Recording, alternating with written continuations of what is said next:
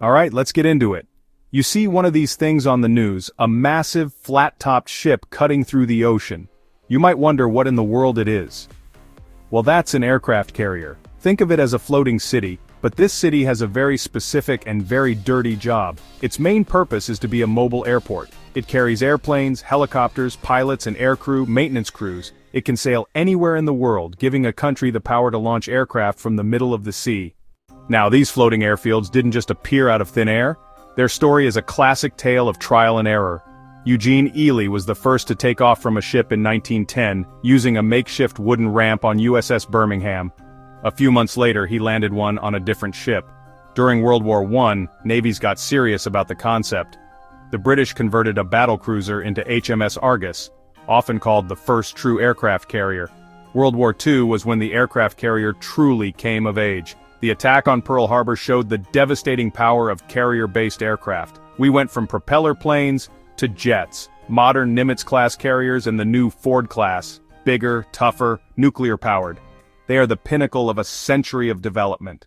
So what makes these things so hard to put on the bottom of the ocean? Well, it starts with the way they're built. You can't just slap some steel plates together and call it a day. A modern carrier is a mountain of high-strength steel. Then there's heavy armor, not a thin layer. The flight deck is several inches of hardened steel, made to survive crashes and bombs. Below the waterline, the hull is heavily armored too, not a single layer, multiple layers. Double hull, triple hull, voids between skin and compartments. If a torpedo punches the outer hull, it can explode in that void. The blast is dissipated before reaching critical systems. They use special high-tensile steel, steel made to bend and deform, not shatter. Bulkheads, beams, supports. If one part is hit, the rest helps hold it together. Building a tough hull is one thing, but what happens when something actually gets through? The inside of an aircraft carrier isn't one big open space. Think of it like a giant ice cube tray. Poke a hole in one cell and it doesn't flood the whole tray. If a torpedo hits, the resulting flood is trapped within a few compartments. The crew can then seal them off by closing heavy watertight doors and hatches. This prevents the water from spreading and causing the ship to lose stability and sink. Fire is one of the biggest dangers, especially with jet fuel and explosives on board. If a fire breaks out, the crew can seal off that section, cut oxygen, and fight it in a contained space. This brings us to the real secret weapon: damage control. Every single sailor, from the captain to the newest recruit, is trained in damage control. Critical systems, power, steering, communications, pumps, all have multiple backups located in different parts of the ship. An aircraft carrier never ever sails alone. That would be like sending a king into battle without his army. The carrier is the centerpiece of a carrier strike group, its personal team of bodyguards. Destroyers and cruisers circle the carrier, bristling with advanced weapons. A nuclear attack submarine will scout ahead, hunting enemy subs, the silent guardian of the group. Closer in, cruisers and destroyers with Aegis radar and missiles can track and destroy hundreds of targets. The carrier's air wing defends it. Fighters fly constant combat air patrols.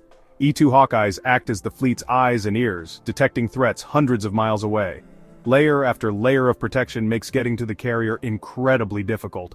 Any potential threat has to fight through the whole team before getting a clear shot. These escorts will engage threats and, if needed, sacrifice to protect the high-value asset. Beyond the bodyguards, the carrier itself is loaded with its own last-ditch defense systems. Powerful radar systems constantly scan the sky and sea. They can detect everything from a high-flying bomber to a sea-skimming missile. 360-degree coverage ensures there are no blind spots. Point defense missiles like the RIM 116 RAM are a last line against incoming anti-ship missiles. If a missile gets close, RAM can fire to intercept just before impact. For anything even closer, the Phalanx CIWS, an automated Gatling cannon, shreds incoming threats. Carriers also have soft-kill defenses, electronic warfare systems that jam and spoof guidance. They can launch chaff and flares to create false targets for radar and heat-seeking missiles. It's a high-tech game of cat and mouse designed to make the carrier a very hard target to hit, and those last-ditch systems, loud and terrifying, are reassuring to the crew when they work. All this theory is great, but the real test comes in battle. History is full of carriers taking incredible beatings and still staying afloat. The USS Franklin in 1945 was hit by bombs. Her deck became a floating inferno. Hundreds were killed. Many thought she was lost. But the crew refused to give up. fighting fires and flooding for hours until the ship was stabilized. Franklin sailed back under her own power, testament to construction and crew. USS Yorktown at Midway was bombed and torpedoed, left dead in the water, yet her crews fought to save her. Every hit taught naval architects how to make carriers tougher. They added armor, improved firefighting and compartmentation, and redesigned internal layouts. Today's supercarriers owe their resilience to steel and blood. Sinking a carrier is one of the hardest jobs there is. We can talk all day about steel, compartments, and missiles, but if you ask a sailor what the toughest, most resilient part of an aircraft carrier is, they'll point to the crew, thousands of men and women who know how to fight the ship. A ship is just a hunk of steel without people who can fix it, patch it, and save it when everything goes wrong. They train in smoke-filled chambers, practicing breathing apparatus and shoring up bulkheads. They learn to plug holes, pump out water, and keep the ship upright. It's a dirty and exhausting job. The cook who flips pancakes might be the one holding the fire hose in the afternoon.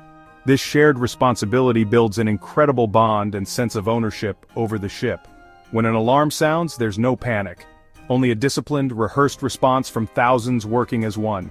Technology can be defeated, steel can be broken, but the will of a well-trained crew is the carrier's ultimate defense. It's the living, breathing heart of the machine, the one component an enemy can never truly destroy. So let's bring it all home. When you add everything up, you start to see why sinking a modern aircraft carrier is next to impossible. It's not just one thing, it's a whole philosophy of survival. Size, armor, voids, compartments. Add layers of escorts, submarines, air wings, and high-tech defenses, a nearly insurmountable series of obstacles. At the heart of it, the crew.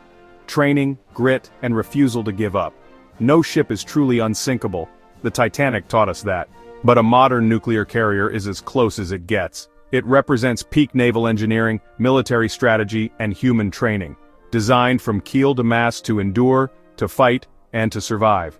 Sinking one would be incredibly dirty, difficult, and monumentally costly. It requires complex planning, overwhelming force, and a willingness to pay a huge price. So next time you see that flat-topped giant on the horizon, know it's not just steel. It's people, training, and layers of defense. An unsinkable giant by design and by will.